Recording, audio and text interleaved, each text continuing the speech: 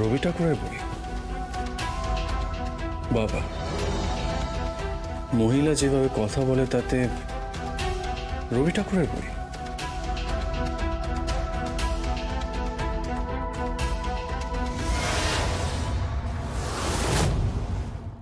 আপনি শেখেননি কারোর জিনিস নিতে গেলে পারমিশন নিতে হয়? চাটা ধরুন। চা আপনার জন্য। Thank you.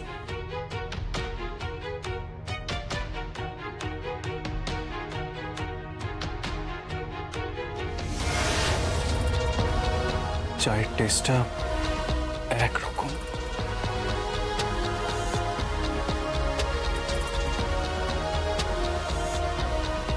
কি হলো, চুপ করে গেলে? চাটা খেতে একদম। প্লিজ আপনি বলবেন না আপনার ওয়াইফের হাতের চায়ের টেস্ট? প্লিজ। না, বলবো না।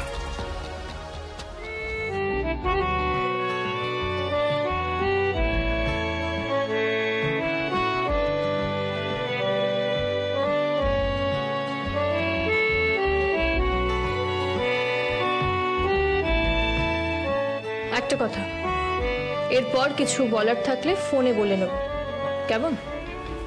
তাড়িয়ে দিচ্ছেন? আমি তো বলিনি। ম্যাডাম, একটু বুদ্ধি থাকলেই সব বোঝা যায়। আসি তাহলে, দরকার পড়লে বলবেন। প্রয়োজন নেই, আমি আমাকে সামলে নিতে পারবো। ভালো, আসি। আসুন।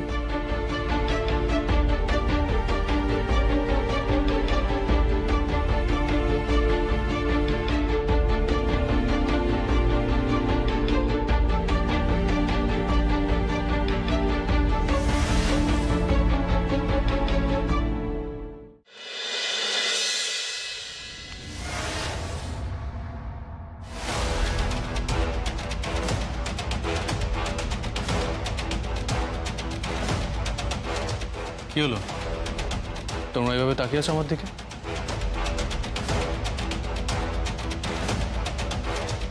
আমাকে তো দেখতে একই আছে। এতক্ষণ কোথায় ছিলে তুমি? কোথায় ছিলাম মানে? আমাকে কোনো কাজ থাকতে পারে না?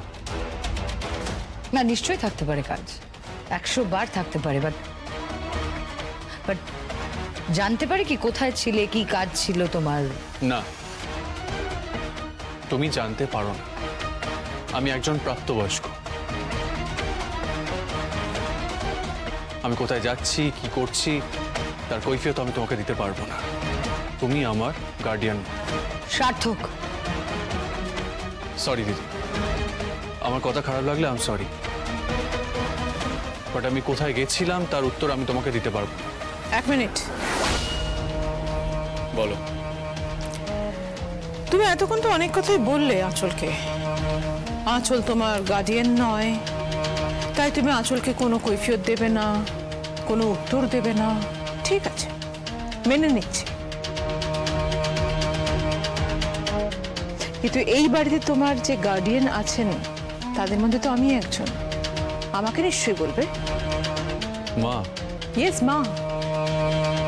আমি তোমার মা, তোমার গার্ডিয়ান। অবশ্য যতদিন এই বাড়িতে আছো, তুমি এই বাড়ি ছেড়ে চলে গেলে তখন তুমি তোমার নিজের গার্ডিয়ান হয়ে যাবে। তখন তোমাকে কাউকে উত্তরও দিতে হবে না, কোনো কৈফিয়তও দিতে হবে না।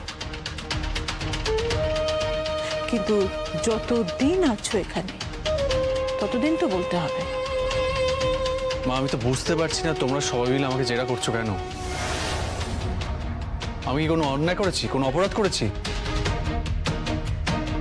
যে তোমরা সবাই মিলে আমাকে পুলিশ জেরা করছো? জেঠিমা যখন তোকে জিজ্ঞেস করছে তোর বলতে অসুবিধা কি? কি সকালে তো অনেক ভাষণ দিলে।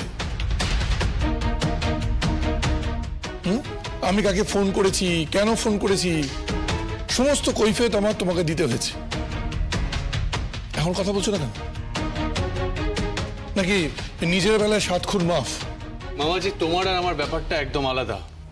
আচ্ছা তুই কেন বলছিস না তুই কোথায় গিয়েছিলিস? ওদেরকে উত্তর না দিলেও তুমি ভুলে যেও না আমি তোমার মা। না, বলিনি। তাহলে বলো কোথায় ছিলে এতক্ষণ? যদি না বলি? বলবে না তুমি আমাকে? বলবে না? মা!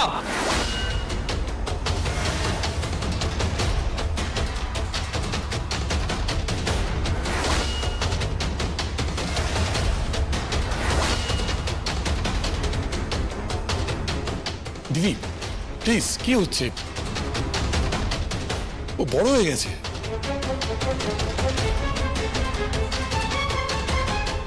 তুই জেঠিমুনির সঙ্গে এইভাবে কথা বলছিস কেন?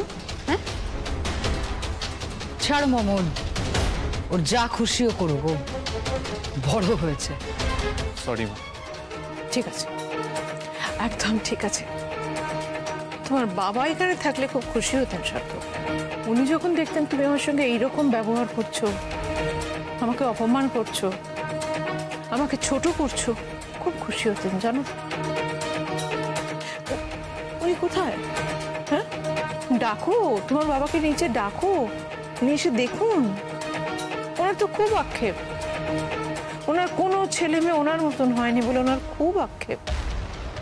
আজ তোমাকে চোখের সামনে দেখলে উনি খুশি হতেন, নিশ্চিন্ত হতেন এটা জেনে একজন ছেলে অন্তত ওনার মতন হয়েছে, ওনার যোগ্য হয়েছে, তাই ওনার কোনো আক্ষেপ থাকতো না।